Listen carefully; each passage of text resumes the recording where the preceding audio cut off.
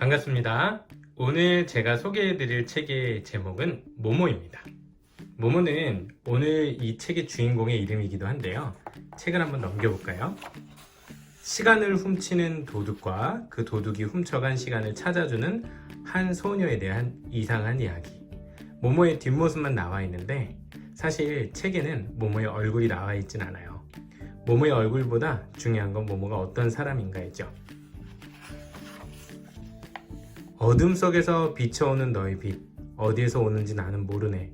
바로 곁에 있는 듯 아스라이 먼 듯 언제나 비추건만 나는 내 이름을 모르네. 꺼질 듯 아련히 빛나는 작은 별아. 멋진 시, 노래의 한 구절로 시작하는 책의 제목입니다. 책의 목차를 보면 어떤 책의 내용인지 대충 알 수 있는데요.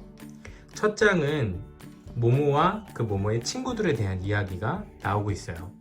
여러 다양한 친구들의 이야기들이 나오게 되는데 이 친구들이야말로 전체 이야기를 진행하는데 아주 중요한 역할을 하는 핵심 인물들입니다.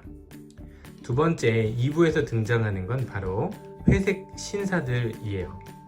회색 신사들은 전체 내용 중에 악당 같은 역할을 차지하고 있는 캐릭터인데 사실 이 악당들은 무섭다기보다는 재미있고 허당스러워요.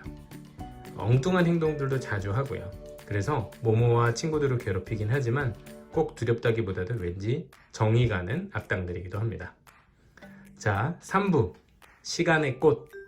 3부는 모모와 회색 신사들이 서로 다투고 여러가지 모험들을 벌이며 그 이야기가 끝맺음하게 되는 과정들을 잘 보여주는데요.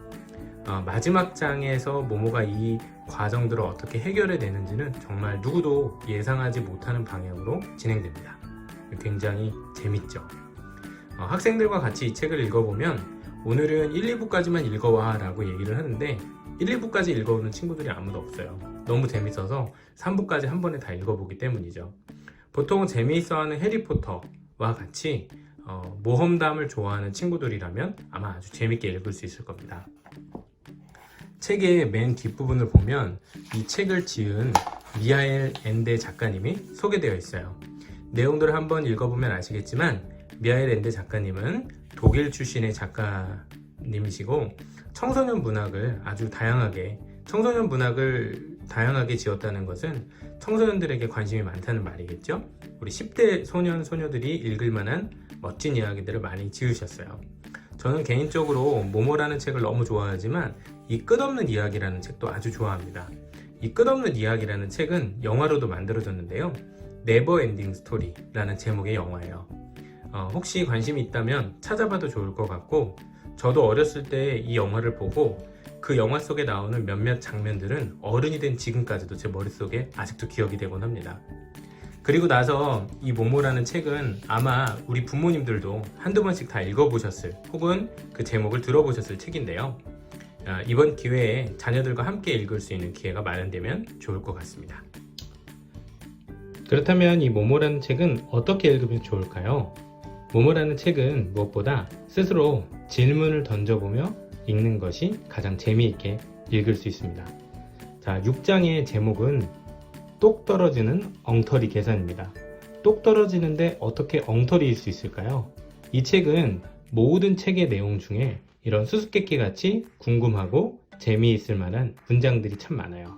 그래서 읽는 친구들이 그 한 부분 한 부분을 그냥 지나치기보다는 생각해 보면서 이 말뜻이 대체 무엇일지, 왜 이런 제목이 정해졌는지 생각하며 읽으면 훨씬 더 재미있게 책을 읽을 수 있습니다.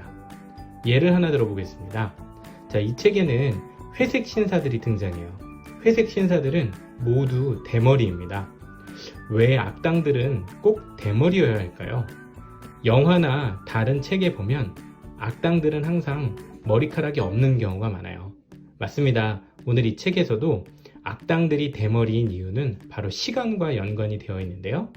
자신만의 시간을 갖고 있지 못한 악당들은 그래서 머리카락도 없고 모두가 다 똑같이 보이는 대머리인 것 같기도 해요. 자, 이처럼 재미있는 질문을 생각해 보며 스스로 질문을 던져볼 수도 있고 누군가와 함께 이야기해보기에 재미있을 만한 소재가 참 많이 담겨 있는 책입니다.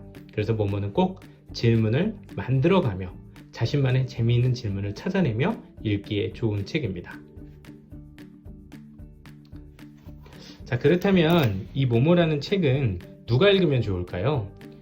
저는 초등학교 5학년 이상이 되면 읽을 수 있다고 생각합니다.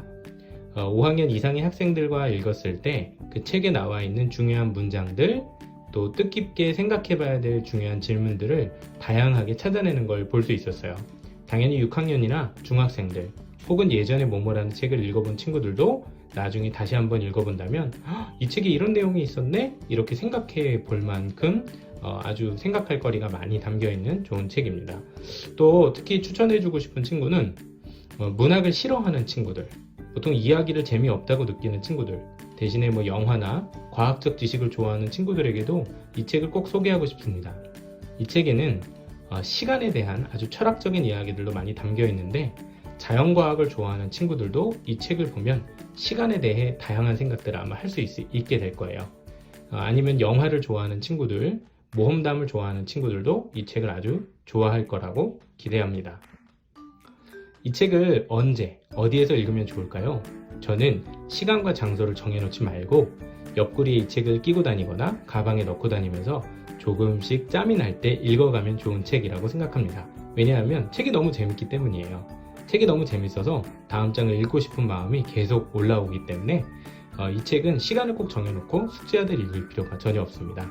학원 수업을 듣고 쉬는 시간에, 학교에서 친구들과 놀다가 좀 심심할 때, 또 아니면 잠자리에 들기 전에 계속 읽어나갈 만한 아주 재미있는 책입니다. 그렇게 읽다 보면 어느새 제법 두꺼운 책이지만 금방 다 읽게 되는 뿌듯한 경험을 하게 될 거예요. 그래서 이 책은 재미와 의미를 동시에 찾아줄 수 있는 아주 좋은 독서 경험, 독서의 친구가 되어줄 거라고 생각합니다. 꼭 한번 읽어보세요.